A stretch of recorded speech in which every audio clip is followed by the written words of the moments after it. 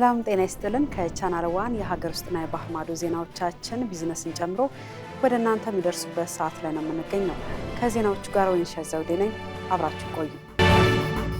ታላቁ የኢትዮጵያ ህዳሴ ግድብ በአፍሪካ የንግድ ምክር ቤት የ2026 የአፍሪካ የዓመቱ የኢንዱስትሪ ኢነርጂ ፕሮጀክት ተብሎ ተመረጠም። እውቅናው የታላቁ ህዳሴ ግድብ ለአፍሪካ አህጉራዊ ልማት ያለውን ታላቅ አስተዋጽኦ ለማረጋገጥ የተሰጠ መሆኑ ተገልጿል።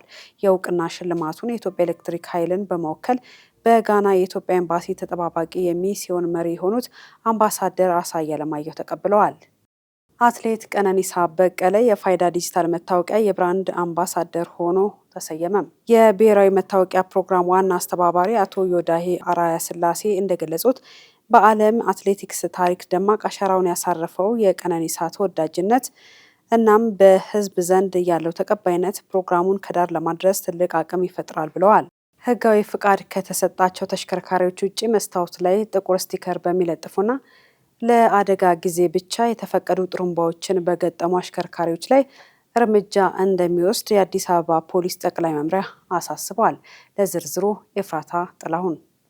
ጠቅላይ መምሪያው ባለፈው 6 ወር ባደረገው ቁጥጥር 33059 አሽከርካሪዎች ምንም አይነት ፈቃድ ሳይኖራቸው በተሽከርካሪያቸው መስታወት ላይ ጥቁር ስቲከር ወይም ቲንት ባደረጉ እንዲሁም በተደመሰሰና በተፋፋቀ ሰሌዳ ሲያሽከረክሩ በተገኙ 15000 አሽከርካሪዎች ላይ እርምጃ መውሰዱን ገልጿል። በቁጥጥሩ ወቅት ጥቁር ስቲከር ወይም ቲንት ከማድረግ ባለፈ ጥቁር መስታወት ባደረጉና የአደጋ ጊዜ ተሽከርካሪዎችን የሚጠቀሙበትን የአደጋ ጊዜ ጥሩምባ ባስገጠሙ ህገወጦች ላይ እርምጃ እንደተወሰደባቸው አስታውቋል። በተሽከርካሪ መስታወት ላይ የሚለጠፍ ስቲከር አሽከርካሪ የውጭውን እንቅስቃሴ በትክክል ተመልክቶ እንዳያሽከረክር እንዲሁም የትራፊክ ተቆጣጣሪዎችን በተሽከርካሪ ውስጥ ያለውን ሁኔታ እንዳይቆጣጠሩ እንቅፋት እየፈጠረ ከመሆኑም በላይ አንዳንድ ወንጀል ፈጻሚዎች ይህንን አጋጣሚ በመጠቀም ወንጀል ሲፈጽሙ እጅ ከፍንጅ መያዛቸውን የጉዳዩ አሳሳቢነት የሚያመላክት መሆኑን ፖሊስ አስታውቋል። ከሚመለከተው የጸጥታ ደህንነትና የትራንስፖርት ተቋማት ምንም አይነት ፈቃድ ሳይኖራቸው በተሽከርካሪ መስታወት ላይ ጥቁር ስቲከር ያደረጉ፣ ጥቁር መስታወት ያስገጠሙ እንዲሁም ከአደጋ ጊዜ ተሽከርካሪዎች ጋር የሚመሳሰል ጥሩምባና መብራት እየተጠቀሙ ያሉ ባለንብረቶችም ሆኑ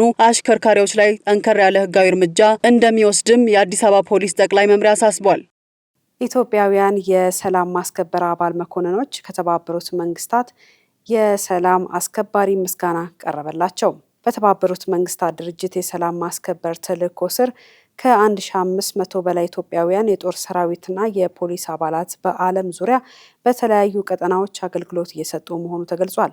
መኮንኖቹ በጦርነትና በግጭት ሳቢያ ለከፍተኛ አደጋ የተጋለጡ ሲቪሎችን ለመጠበቅ ከሀገራቸው በብዙ ሺህ ኪሎ ሜትሮች ርቀው ስምሪት ላይ እንደሚገኙ ተመላክቷል።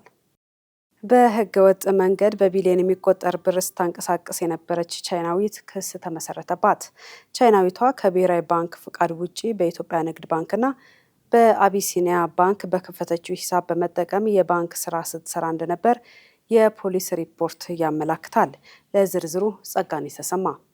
ተከሳሿ በውጭ ሀገር ካሉ ግብረ አበሮቿ ጋር በመሆን ወደ ኢትዮጵያ የሚላክን የውጭ ምንዛሬ እዚያው በማስቀረት በምትኩ እዚያ ሀገር ውስጥ በብር ክፍያ ስትፈጽም ቆይታለች። በንግድ ባንክ በኩል 636.1 ሚሊዮን ብር እንዲሁም በአቢሲኒያ ባንክ በኩል 233.4 ሚሊዮን ብር በጥቅሉ ከ839.5 ሚሊዮን ብር በላይ ዝውውር ፈጽማለች ተብሏል። ይህ ድርጊት በህጋዊ መንገድ ቢፈጸም ኖሮ ኢትዮጵያ ልታገኝ ትችል የነበረውን 14.5 ሚሊዮን ዶላር የውጭ ምንዛሬ አሳጥታለች። ግለሰቧ በ2017 ዓመተ ምህረት በወጣው አዲሱ የባንክ ስራ አዋጅ ቁጥር 1360/2017 መሰረት ክስ ተመስርቶባታል። አቃቤ ህግ የጠቀሰው ይህ አዋጅ በቅርቡ የጸደቀ ሲሆን ያለ ብሔራዊ ባንክ ፍቃድ ገንዘብ መቀበል፣ መላክና ማስተላለፍ የሚሉትን የባንክ አገልግሎቶች የሚከለክል ነው። የተከሳሽ መዝገብ በፌዴራል ከፍተኛ ፍርድ ቤት ልደታ ምድብ ሁለተኛ ልዩ የወንጀል ችሎት እየታየም ይገኛል። በኢትዮጵያ የመጀመሪያው የነዳጅ ምርት መፈተሻ ላቦራቶሪ ለመክፈት መዘጋጀቱን የኢትዮጵያ የተስማሚነት ምዘና ድርጅት ገለጸም። ከቀናት በኋላ ተመርቆ ለአገልግሎት የሚበቃው ድርጅቱ የድሬዳዋ ቅርንጫፍ የባዮኬሚካልና ኤሌክትሮ መካኒካል ፍተሻ ላቦራቶሪዎችን የያዘ ነው። ለዝርዝሩ አናውል ተስፋ። የኢትዮጵያ የተስማሚነት ምዘና ድርጅት የብሔራዊ የጥራት መሰረተ ልማት ከሆኑት 4 ተቋማት ውስጥ አንዱ ሲሆን የፍተሻ ስራ፣ የኢንስፔክሽን አገልግሎትና የሰርቲፊኬሽን ስራን ይከውናል። ከዚህ ቀደም ምርቶች ፍተሻ የሚደረግላቸው አዲስ አበባ ወደሚገኘው ዋና መስሪያ ቤት በመላክ መሆኑን ያስታወሱት የድርጅቱ ዋና ዳይሬክተር መዓዛ አበራ ይህንን አሰራር ለማስቀረትና በቅርበት ክትትል ለማድረግ በክልል ከተሞች ላይ ቅርንጫፎች እየከፈትን ነው ብለዋል። ከቀናት በኋላ ወደ ስራ የሚገባው የድሬዳዋ ቅርንጫፍ የዚሁ ስራ አካል መሆኑን ያነሱት ኃላፊዋ አገልግሎት ሰጪ ተቋማትም ይሁኑ አምራች ድርጅቶች በተቀላጠፈና በአጠረ ጊዜ አገልግሎቱን እንዲያገኙ ይረዳቸዋል ብለዋል። ምርቶች በዓለም አቀፍ ገበያም ሆነ በአህጉር አቀፍ ደረጃ ሲቀርቡ ተወዳዳሪ እንዲሆኑና የምርት ጥራታቸው እንዲጠበቅ እንዲህ አይነት ድርጅት አስፈላጊነቱ ቀላል የሚባል አይደለም ብለዋል። በሌላ በኩል ኢትዮጵያ በመጪዎቹ ዓመታት በአፍሪካ ነጻ የንግድ ቀጠና ውስጥ ይህንን መሰል አገልግሎት መስጠት እንደምትጀምር ተናግረዋል። የኢትዮጵያ የተስማሚነት ምዘና ድርጅት በአጠቃላይ በክልል ከተሞች 9 ቅርንጫፎች እንዳሉት የተናገሩት ዋና ስራ አስፈጻሚዋ ጅማ፣ ድሬዳዋ፣ አዋሳ፣ ጎንደር፣ ደሴ፣ መቀሌና አዳማ ተጠቃሽ ናቸው ብለዋል። ድርጅቱ ከ4000 በላይ የፍተሻ ባህሪያትን እየፈተሸ እንደሆነ የተናገሩ ሲሆን ከ400 በላይ ምርቶችንም ፍተሻ ያከናውናል ብለዋል። በቀጣዮቹ 10 ዓመታት ከግማሽ ሚሊዮን በላይ የኤሌክትሪክ ተሽከርካሪዎች ወደ ሀገር ውስጥ እንደሚገቡ ተገልጿል። አማሩ ገብሩ ተጨማሪ ይዞበታል። የትራንስፖርትና ሎጂስቲክስ ሚኒስትር ዴኤታ አቶ በረሆ ሐሰን እንደገለጹት በሚቀጥሉት 10 ዓመታት ውስጥ ከግማሽ ሚሊዮን በላይ የኤሌክትሪክ ተሽከርካሪዎችን ወደ ሀገር ውስጥ ለማስገባት ሰፊ የዝግጅት ስራዎች እየተከናወኑ ነው። አዳዲስ ተሽከርካሪዎችን ከማስገባት ባለፈ ነባርና እድሜ ጠገብ የሆኑ የነዳጅ ተሽከርካሪዎችን ወደ ኤሌክትሪክ ተሽከርካሪ የመቀየር ስራ ልዩ ትኩረት ተሰጥቶታል ብለዋል። ሚኒስትር ዴኤታው አክለውም ተሽከርካሪ ወደ ሀገር ውስጥ በማስገባት የተሰማሩ አስመጪ ነጋዴዎች ሙሉ በሙሉ ወደ ኤሌክትሪክ ተሽከርካሪ ሽያጭ እንዲገቡ እየተደረገ መሆኑን ገልጸዋል። ከዚህ ቀደም የነዳጅ ተሽከርካሪ በማስመጣትና በመገጣጠም ይሰሩ የነበሩ ተቋማት ሙሉ በሙሉ የኤሌክትሪክ ተሽከርካሪ ላይ ትኩረት አድርገው እንዲሰሩ እየተደረገ ነው ሲሉ አክለዋል። ቀደም ሲል ወደ ሀገር ውስጥ በሚገቡ ተሽከርካሪዎች ላይ ይስተዋሉ የነበሩ የጥራት ክፍተቶችን ለመቅረፍም የሀገሪቱን የመልክዓ ምድርና የአየር ንብረት ሁኔታ ግምት ውስጥ ያስገቡ ጥብቅ መመዘኛዎች በመዘርጋት ላይ ናቸው ብለዋል። ከቻናል ዋን ዜናዎቻችን እንደቀጠሉ ናቸው። አሁን ደግሞ ከውጭ ምንጭ ወዳገኘናቸው መረጃዎቻችን አልፋለን። የአሜሪካው ፕሬዝዳንት ዶናልድ ትራምፕ ብሪታንያ ከቻይና ጋር የምትፈጥራቸው አጋርነቶች አደገኛ ውሳኔ ናቸው አሉ። የብሪታንያ ጠቅላይ ሚኒስትር ሰር ኪየር ስታርመር የቤጂንግ ጉብኝትን ተከትሎ ትራምፕ የሁለቱን ሀገራት ወዳጅነት አደገኛ ሲሉ አስተያየት ሰጥተውበታል። ሰር ኪየር በትናንትናው ዕለት ከቻይናው ፕሬዝዳንት ሺ ጂንፒንግ ጋር በቤጂንግ ከተነጋገሩ በኋላ ንግድና ኢንቨስትመንት ለማሳደግ ስምምነቶችን ተፈራርመዋል። ይኸው የሀገሪቱ ንግድና ኢንቨስትመንት ግንኙነትን የሚያጠናክር ስምምነት መፈረሙ ነው በትራምፕ ዘንድ በጣም አደገኛ ተብሎ የተገለጸው። ከቪዛ ነጻ ጉዞ ስምምነት፣ የመገልገያ እቃዎች ግብር ቅነሳና የአስትራዜኒካ ማምረቻን በቻይናም ላይ ለመገንባት የሚያስችል የ10.9 ቢሊዮን ፓውንድ ኢንቨስትመንት በስምምነት ውስጥ ይገኙበታል። እንዲሁም የተደራጀ ወንጀልና ሕገወጥ ስደትን በመከላከል ዙሪያ ተጨማሪ የትብብር ስምምነቶች አድርገዋል። ሰር ኪየር እነዚህን ስምምነቶች ውጤታማና ለሁለቱም ሀገራት ጠቃሚ መሆናቸውን ገልጸዋል። የሰው ልጅ ፍርሃትን ይዞ ይወለዳል ወይስ እያደገ ሲሄድ ከአካባቢያዊ ተጽዕኖ ይማረዋል? የእንግሊዝ የጥናት ቡድን ያካሄደው አዲስ ሙከራ አስገራሚ ምላሾችን ሰጥቷል። ተመራማሪዎቹ በጨዋታ ላይ ባሉ ህጻናት መካከል ጉዳት የማያደርሱ እባቦችን በመልቀቅ የህጻናቱን ምላሽም ተመልክቷል። ኤፍራታ ጥላውን ዝርዝሩን አዘጋጅተዋለች።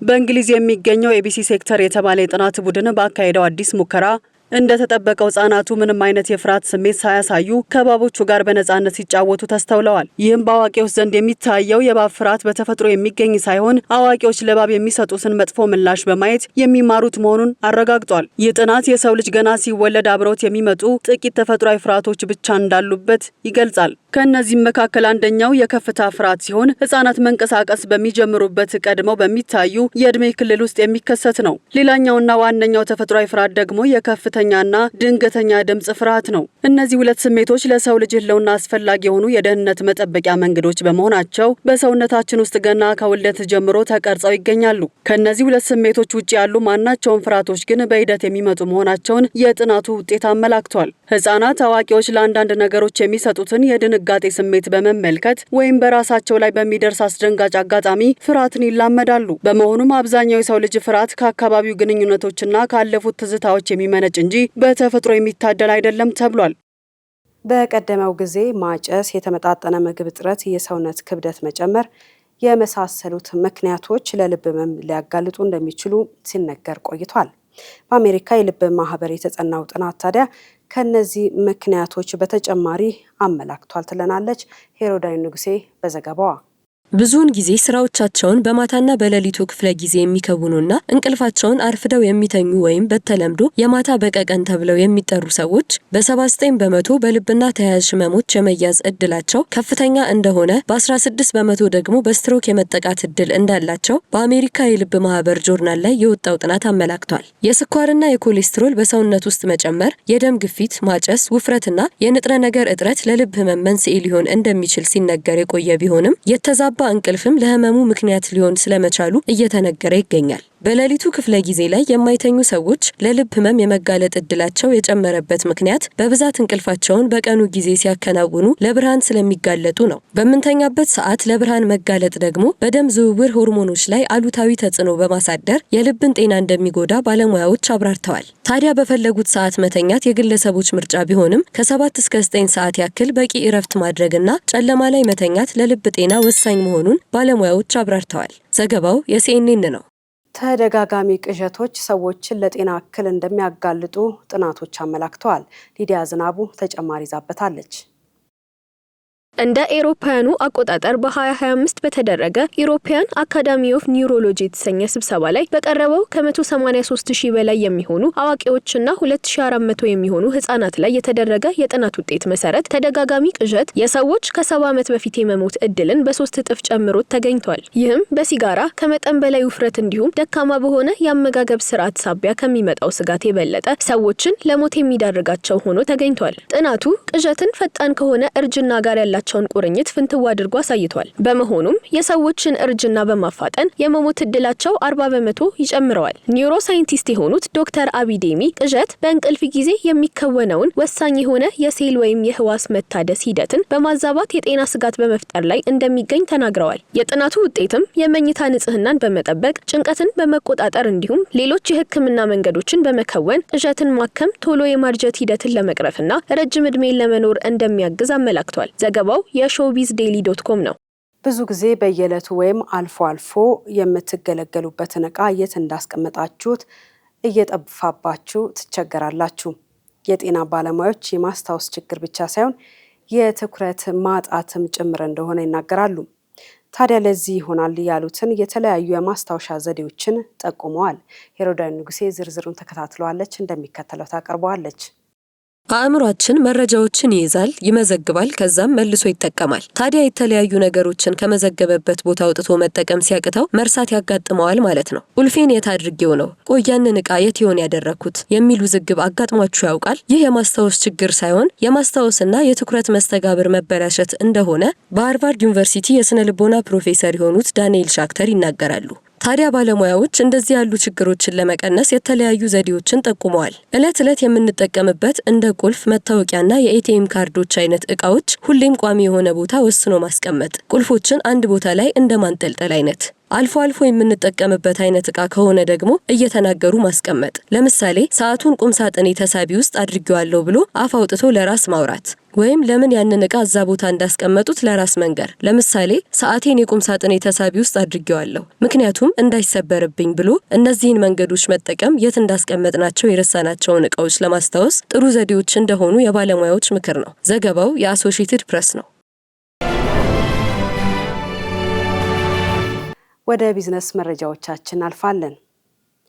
በ6 ወራት ውስጥ 709 ቢሊዮን ብር ገቢ መሰብሰቡን የገቢዎች ሚኒስቴር አስታወቀ። ለነዚህና ለሌሎች የቢዝነስ መረጃዎቻችን መሐሊት ደመላሽ። የገቢዎች ሚኒስትር ወይዘሮ አይናለም ንጉሴ እንደገለጹት በተያዘው 2018 በጀት የመጀመሪያ 6 ወራት 640 ቢሊዮን ብር ገቢ ለመሰብሰብ ታቅዶ 709 ቢሊዮን ብር መሰብሰብ ተችሏል። ከተሰበሰበው ገቢ ውስጥም የሀገር ውስጥ 366 ቢሊዮን ብር እንዲሁም ከቀረጥና ታክስ 342 ቢሊዮን ብር ድርሻ እንዳላቸው ጠቁመዋል። በዚሁ መድረክ የጉምሩክ ኮሚሽን የ6 ወራት እቅድ አፈጻጸም በጉምሩክ ኮሚሽን የቀረበ ሲሆን በ6 ወራት ውስጥ ከ13 ቢሊዮን ብር በላይ የሚገመቱ የገቢና የወጪ ኮንትሮባንድ ዕቃዎችና ህገወጥ ገንዘብ መያዝ ችሏል ተብሏል። የስኬቱ አጋር በሚል መሪ ቃል በባንክ አገልግሎት ዘርፍ ላይ ተሰማርቶ የቆየው አንበሳ ባንክ አክሲዮን ማህበር የብራንድ ለውጥ ማከናወኑን ገለጸ። ባንኩ በስትራቴጂካዊ መለያ ምልክቱና በመሪ ቃሉ ላይ ለውጥ ያከናወነ ሲሆን አንበሳ የነበረው የቀድሞ ምልክቱ በጭረት ምልክት ተተክቷል። አንበሳ ባንክ የስኬቱ አጋር የነበረው መሪ ቃሉ ደግሞ አንበሳ ባንክን ጀምረው ወደሚለው ተለውጧል። የባንኩ ፕሬዝዳንት አቶ ዳንኤል ተከስተ እንደገለጹት አንበሳ ባንክ ይህንን የብራንድ ለውጥ ለማከናወን ያስፈለገው በቀጣዮቹ ዓመታት በባንክ ኢንዱስትሪው ተወዳዳሪና ተመራጭ እንዲያደርገው የተገልጋዮችን ፍላጎት ለማሟላትና ከዘመኑ ጋር የሚሄድ በቴክኖሎጂ የታገዘ የዲጂታል ስርዓትን መጠቀም እንዲያስችለው ነው ብለዋል። አክለውም ባንኩ ለወደፊት ስለሚሰጠው አገልግሎት ያብራራሉ። አንበሳ ባንክ የሚሰጣቸው አገልግሎቶች ከዘመኑ ጋር የሚሄዱ በዲጂታል ቴክኖሎጂ የተቃኙ ደንበኞችን ማዕከል ያደረጉ የመፍትሄ ምንጮች ለህብረተሰባችን የተከበረ የአኗኗር ዘይቤን የሚያላብሱ ለሀብት መስፋፋት አቅም የሚፈጥሩ ህልምን ከግብ የሚያገናኙ ይሆናሉ። የባንኩ የመለያ ለውጥ በመርሃ ግብሩ ላይ የጠቅላይ ሚኒስትሩ የምስራቅ አፍሪካ ጉዳዮች አማካሪ አቶ ጌታቸው ረዳ፣ የብሔራዊ ባንክ ምክትል ገዢ አቶ ሰለሞን ደስታ፣ የአንበሳ ባንክ የቦርድ አባላት፣ ሰራተኞች እንዲሁም የሚዲያ ባለሙያዎችና ጥሪ የተደረገላቸው እንግዶች ተገኝተዋል። በኢንቨስትመንት ማማከርና አገልግሎት ዘርፉ ላይ የብቃት መስፈርትና የምስክር ወረቀት አሰጣጥ ስርዓት ለመዘርጋት ዝግጅት ማጠናቀቁን የኢትዮጵያ ኢንቨስትመንት ኮሚሽን አስታወቀ። ኮሚሽኑ ይህን ያሳወቀው የአውሮፓ ባለሀብቶች ወደ ኢትዮጵያ ገበያ ሲገቡ የሚገጥሟቸውን የመረጃ አቅርቦት ችግሮች ይቀርፋል የተባለ የውጭ ቀጥተኛ ኢንቨስትመንት የልዕቀት ማዕከል መክፈቻ ላይ ነው። በኢትዮጵያ የአውሮፓ የንግድ ምክር ቤት አዲስ ቢሮና የውጭ ቀጥተኛ ኢንቨስትመንት የልዕቀት ማዕከል ምረቃት ላይ የኢትዮጵያ ኢንቨስትመንት ኮሚሽን ኮሚሽነር ዘለቀ ተመስገን እንደገለጹት ጥራት ያለው የውጭ ኢንቨስትመንትን ለመሳብ ተአማኝነት ያለው የማማከር አገልግሎት አስፈላጊ መሆኑን አስታውቀዋል። አክለውም ቀደም ሲል ብቃታቸው ባልተረጋገጡ አካላት ላይ የሚሰጡ የተሳሳቱ መረጃዎች ባለሀብቶችን ለስህተት ሲዳርጉ መቆየታቸውን ገልጸዋል። በቀጣይም ችግሩን ለመቅረፍ ኮሚሽኑ በኢንቨስትመንት ማማከር አገልግሎት ዘርፉ ላይ ጥብቅ የብቃት መስፈርትና የምስክር ወረቀት አሰጣጥ ስርዓት ለመዘርጋት ዝግጅት ማጠናቀቁን አስታውቀዋል። የአዲስ አበባ ምግብና መድኃኒት ባለስልጣን አዲስ ከተማ ቅርንጫፍ ጽህፈት ቤት ወረዳ 1 ልዩ ቦታው ባሌተራ አካባቢ በአቀማመጥ ችግር የተበላሸ 10 ሚሊዮን ብር የሚገመት 25000 ኪሎ ግራም የቴምር ምርት ለሽያጭ ከመቅረቡ በፊት መያዙንና መወገዱን አስታወቀ። የቅርንጫፍ ጽህፈት ቤቱ የቁጥጥር ባለሙያ አቶ እንዳሻው መኮንን የቴምር ምርቱ በመደበኛ ቁጥጥር እንደተገኘና ባለሀብቱ የብቃት ማረጋገጫም ሆነ የማከፋፈያ የንግድ ፍቃድ የሌለው ህገወጥ ከመሆኑ በተጨማሪ የምርት አቀማመጡ በቀላሉ ለብሽት የሚያጋልጥና ስታንዳርዱን ያላሟላ በመሆኑ ምርቱ ሙሉ ለሙሉ የተበላሸና የሻገተ እንዲሁም በተለያዩ ነፍሳት የተጠቃ እንደሆነ አብራርተዋል። አክለውም ባለቤቱ በህግ ታስሮ ምርመራ እየተደረገበት እንደሆነ ባለሙያው ጨምረው ገልጸዋል። የጃፓኑ ግዙፍ የመኪና አምራች ኩባንያ ቶዮታ በ2025 በዓለም አቀፍ ደረጃ ከፍተኛ ሽያጭ ያስመዘገበ ጉንቱ ኩባንያ በመሆን መሪነቱን ለ6 ተከታታይ ዓመታት አረጋገጠ። ኩባንያው ባለፈው የፈረንጆቹ ዓመት 11.3 ሚሊዮን መኪኖችን በመሸጥ አዲስ የሽያጭ ሪከርድ ማስመዝገቡን ገልጿል። ይህ ስኬት ቶዮታን እንደ ጀርመኑ ቮልክስዋገን እና የደቡብ ኮሪያው ሃዩንዳይ ካሉ ተቀናቃኞቹ እጅግ የላቀ ርቀት ላይ አስቀምጦታል። በተለይም በኤሌክትሪክና በነዳጅ የሚሰሩ የሃይብሪድ መኪናዎች ተፈላጊነት በአሜሪካና በጃፓን ገበያ መጨመር ለቶዮታ የበላይነት ዋነኛው ሞተር ሆኗል ተብሏል። እንደ አናዶሉ መረጃ የቴክኖሎጂ ሽግግርና የገበያ መዋዠቅ ባጋጠመበት በዚህ ወቅት ቶዮታ በአመራረት ጥራቱና በደንበኞቹ እምነት የዓለማችን ቁጥር 1 አምራችነቱን ለ6 ተከታታይ ዓመታት አስከብሯል። ከቻናል ዋን የሀገር ውስጥና የባህር ማዶ ዜናዎቻችን ቢዝነስን ጨምሮ ወደ እናንተ ሲቀርቡ ቆይታ አድርጓል። አሁን ተጠናቋል። ቀሪ የቻናል ዋን ፕሮግራሞችን እንድትከታተሉ እየጋበዝኩኝ ከወዲሁ መሰናበታችሁ ወይንሸት ዘውዴ አብሬያችሁ ቆይታ አድርጌያለሁ። ጤና ይስጥልኝ።